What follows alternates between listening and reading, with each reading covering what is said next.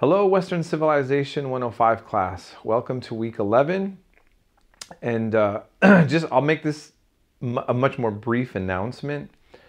But I just like to put just a few things into perspective.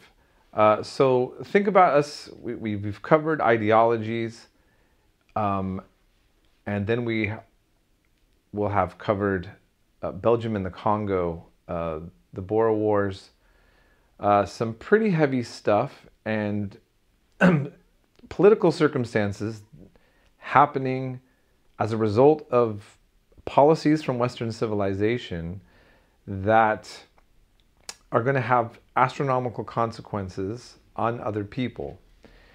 And it's probably fair to say that most of you never heard of Leopold II and never really gave it much thought about Belgium and the Congo and this very horrific history. And if you remember while you covered it, many people at the time didn't know. You were literally getting bike tires, not realizing the human cost that was going into having your bicycle to ride with. And so when we study this, it's chilling, especially, but when we know it's the past, it's a little easier to stomach. But as we know, many of the things that we're learning about aren't just the past, and they are not things that have been resolved very well now. So I was in Belgium for just a day when I was in the Netherlands for a few months. And it's a beautiful country, but there's a lot of wealth and things there that were generated from Leopold II. And it's a society that has to come to terms with the actions of their monarch and what does that mean for Belgium now. And so we look at the Boer Wars. That has to deal with the coming of South Africa's apartheid. Now, many of you don't even know what apartheid is necessarily. We will cover that in my World Civilization 107 class. It might get touched upon before we end up with this class. But all of these things have links to the current modern world that we live in. And remember, we're taking a Western civilization class. And so we're also seeing some of the more controversial aspects of the Western world in regards to the other parts of the world. And so I just want you to kind of think about that and contemplate that and think about, depending on what part of the world you're from, the way that Western civilization is going to look different. When I was in Belgium, it looked almost like I was living in a postcard. It was lovely. And I think if we went to Congo right now, we would see battle scars left over from that time still going on. And it would be a very surreal, horrifying realization if you could be in both places at once and see the contrasts, right? So what is Western civilization to you if you live in Antwerp? And what is it if you live in the Congo, right? And so we're going to be building up and going into the very real catastrophes of World War I and World War II. And very important. But again, I think we watch a lot of Hollywood movies and we're allowed to watch people have pause.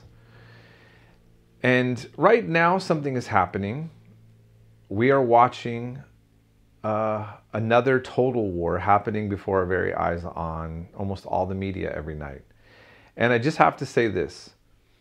Something has changed. I don't know what to make of. A lot of things are happening now that historians are going to have to go over together after the dust settles. During the Vietnam War, one of the things about that war, and I'll talk about this more later, is it was a televised war. And this is actually what made so many Americans divided on that one. There was a strong sense of being anti-communist in this country, that was something that had to happen. And then there was the fact that people would come home for dinner and watch our military burn villages down with torches and little girls running naked, screaming from firebombing.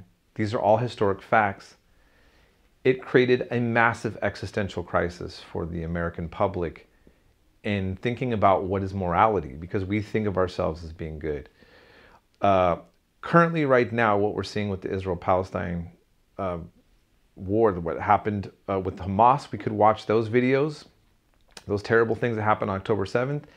And right now, every day, we're watching Israel carpet bomb an entire population. And the Hamas insurgents obviously had a reason, a logic that they felt in response to an occupation. And this is what Israel feels is fair, is in terms of a response to what happened then. And so we're having the culture wars now over this, and we have a real existential crisis. The U.S. is the #1 supporter of this. And I even saw Obama try to give a speech that was really kind of unlike him. It wasn't that deep and philosophical, and it wasn't, but it's clear that people aren't feeling right about what's going on, and they don't really know how to put their finger on it. I'm talking about the general public. There's those of us who have very strong opinions on it. But what I want you to realize is when we're covering these things that we're going to go over, and I'll end it here, that what you're seeing on TV and conflict that has happened in this part of the world has been going on all over the world, and we haven't been noticing it. And here it is now. And so let's take ourselves away from this Hollywood approach to understanding how the world works and really think deeply about this and where we fit into the world, and maybe helping us understand our own civilization better. Again, this is Western civilization, and anyhow, I'll just leave it there. Everyone have a good week, and we'll be in touch.